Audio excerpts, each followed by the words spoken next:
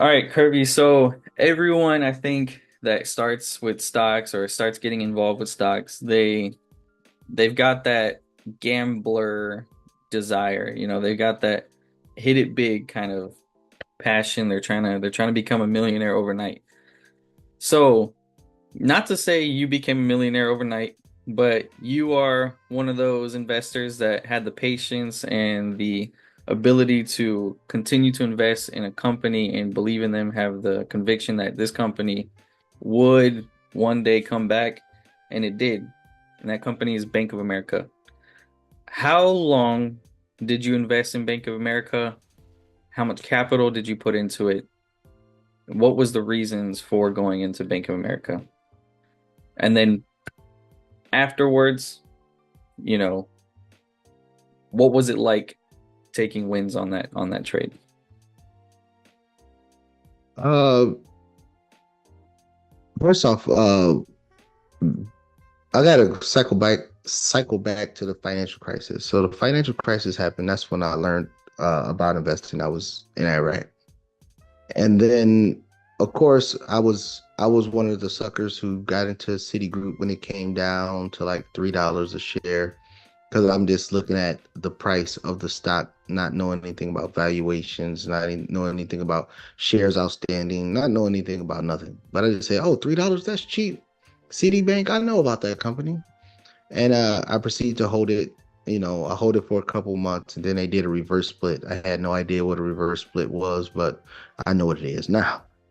So I proceeded to burn money up. And I mean, you see a lot of financials, they talk about they recovered. If you look at the stock of Citi, and I'll look at it now, Citibank still at its current price of 67.92, I believe that's the price. Yes, 62.92 is the price. Back in '08, I'll just go all time here. So, all right, 2009 when they did the reverse split, it was at 29.70. So if you got in after 2009, you would, you got a profit of about 300%. But I bought it before it did the reverse split. And just so you know, for Citibank, for those early investors, the ones that got in before the reverse split, to even break back to even, Citi needs to get back to $500 a share just to break even. At today's price, they need to get to $500 a share to break even. So I got burned there. And then, so unlike other people who think it's a gamble and then they lose and be like, all right, I quit, man. The stock market's a gamble. I knew it was my ignorance is the reason why I lost. So I proceeded to learn more and more and more about financials, understanding companies and things like that. Now, fast forward. So that happened when I was in Iraq. So fast forward and I'm in Afghanistan. And then And then I figure all the banks that was going to collapse at that time, the big banks, they've already collapsed. Bank of America was another one that was sitting there, and they were sitting around nine, and it just kept going down. This is, I want to say 2010 or something like that. And then probably more than that.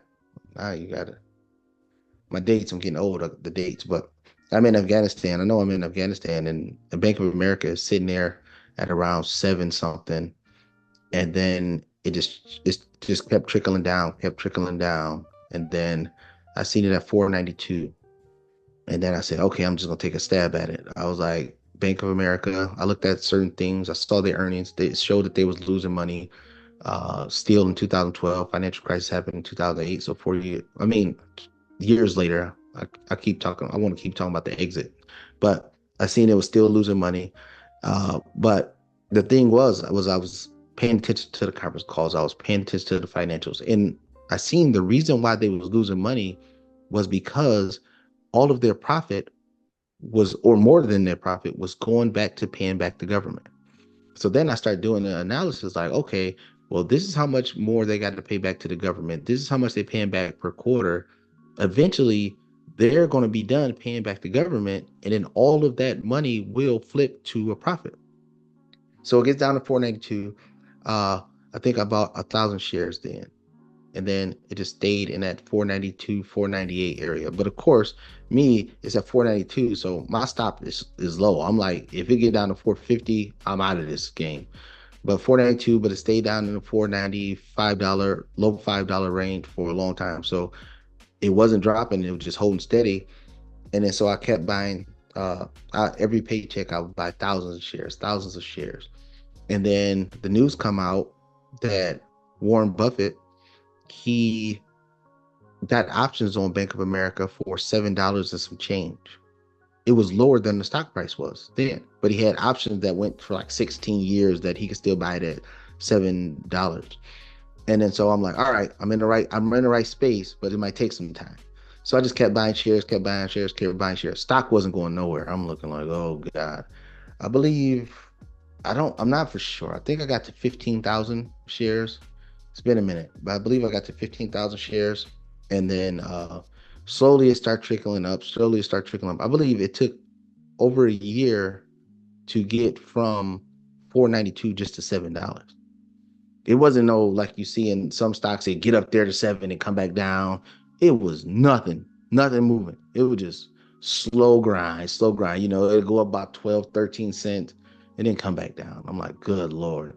But I just stuck Mm. with it. Then, I mean, I had more confidence. I was in it because, old Warren got the $7 warrant. So I was like, I know it's at least gonna get to $7.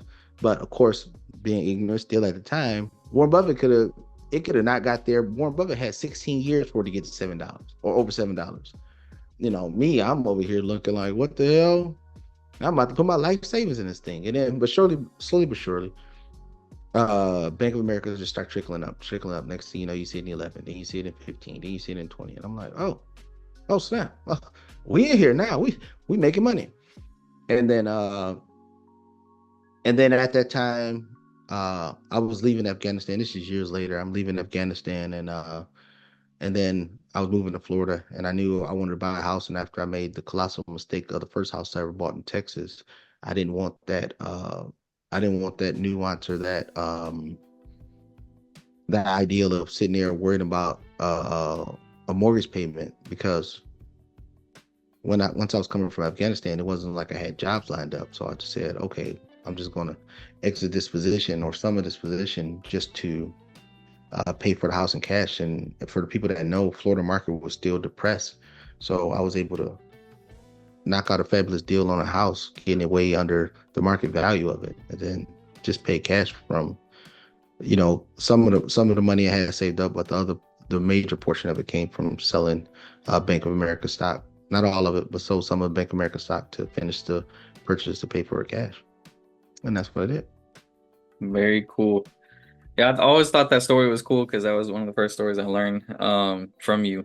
So so you were in the stock for how many years before it got to that point where you were able to pull out a small position and buy the house? I think I think I was in there 2.5, 3 years before that happened. I mean, I can look it up now on the charts, and I could tell you exactly what it was.